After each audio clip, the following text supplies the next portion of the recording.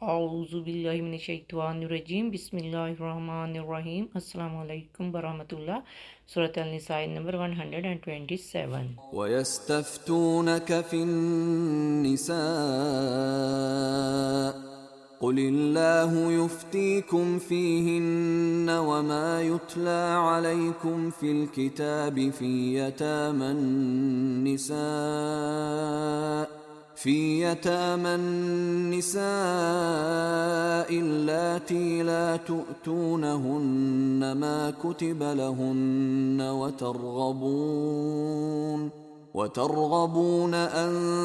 تنكحوهن والمستضعفين من الولدان وأن تقوموا لليتامى بالقسط وما تفعلوا من خير فإن الله كان به عليما۔ اور اے پیغمبر، لوگ آپ سے یتیم عورتوں کے بارے میں فتویٰ پوچھتے ہیں، آپ فرما دیں کہ اللہ تمہیں ان کے بارے میں حکم دیتا ہے، اور جو حکم تم کو پہلے سے کتاب مجید میں سنایا جا رہا ہے وہ بھی ان یتیم عورتوں ہی کے بارے میں ہے جنہیں تم وہ حقوق نہیں دیتے جو ان کے لیے مقرر کیے گئے ہیں، اور چاہتے ہو کہ ان کا مال قبضے میں لینے کی خاطر ان کے ساتھ خود نکاح کر لو۔ اور بے بس بچوں کے بارے میں بھی حکم ہے کہ یتیموں کے معاملے میں انصاف پر قائم رہا کرو، اور تم جو بھلائی بھی کرو گے تو بے شک اللہ اسے خوب جاننے والا ہے۔ اس آیت کریمہ کا سبب نزول یہ ہے کہ بعض صحابہ کرام نے نبی کریم سے عورتوں کے بارے میں سوال کیا کہ میراث اور دیگر امور میں ان کے کیا حقوق ہیں، تو یہ آیت نازل ہوئی۔ اللہ تعالیٰ نے نبی کریم کو خطاب کر کے فرمایا، آپ کہہ دیجئے کہ عورتوں سے متعلق جو مسائل بیان نہیں کیے گئے ہیں ان کے بارے میں اللہ تعالیٰ تمہیں فتویٰ دیتا ہے، اور جو مسائل پہلے سے گزشتہ آیتوں میں بیان کیے جا چکے ہیں تو وہ آیتیں تمہیں فتویٰ دیتی ہیں، جس کی تلاوت تم پہلے سے اسی سورت کی آیت نمبر 3 میں کر آئے ہو۔ امام بخاری نے کتاب التفسیر میں عروہ بن زبیر رضی اللہ تعالیٰ عنہ سے روایت کی ہے کہ انہوں نے عائشہ سے وَإِنْ خِفْتُمْ اللہ تُبْسِطُوا کے بارے میں پوچھا، تو انہوں نے فرمایا کہ یہ یتیم لڑکی کے بارے میں ہے جو اپنے ولی کے زیر نگرانی ہو اور اس کے مال میں شریک ہو، اور اس کا وہ ولی اس کے مال و جمال کی وجہ سے اس سے شادی کرنا چاہے لیکن اسے مناسب مہر نہ دینا چاہے، یعنی اسے شادی تو کرنا چاہتا ہے لیکن اس کو مہر نہیں دینا چاہتا، تو اللہ تعالیٰ نے اسے منع فرمایا کہ وہ اس کے مہر میں انصاف کے بغیر اسے شادی نہ کرے، کہ یعنی اگر وہ مہر نہیں دے سکتا تو اسے شادی نہ کرے۔ عروہ کہتے کہ عائشہ نے کہا کہ یہ لوگوں نے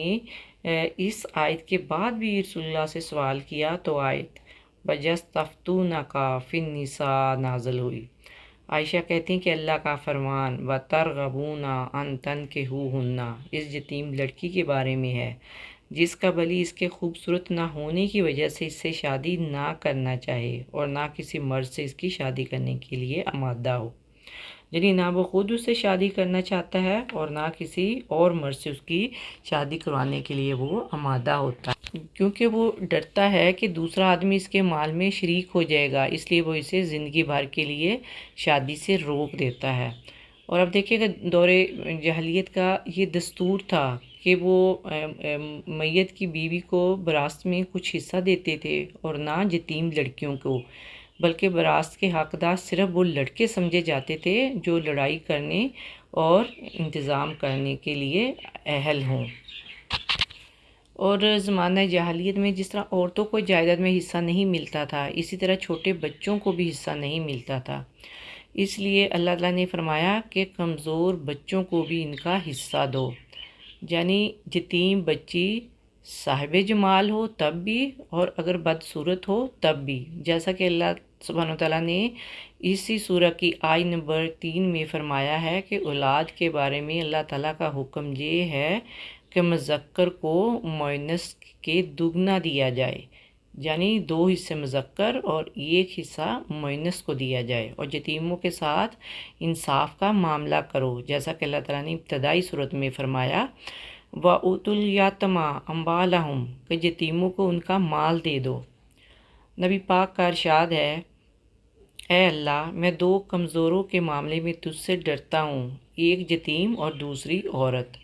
حضرت ابو ہریرہ رضی اللہ تعالیٰ عنہ سے روایت ہے، نبی پاک صلی اللہ علیہ وآلہ وسلم نے اپنی درمیانی دو انگلیوں کو ملاتے ہوئے فرمایا کہ یتیم کی کفالت کرنے والا اور میں جنت میں اس طرح قریب ہوں گے جیسے میری یہ دو انگلیاں۔ اللہ سبحانہ وتعالیٰ یتیموں کے ولی کو یتیموں کی اچھی طریقے سے پرورش کرنے اور ان کے مال کی حفاظت کرنے کی توفیق عطا فرمائے، آمین یا رب العالمین۔ السلام علیکم ورحمۃ اللہ وبرکاتہ۔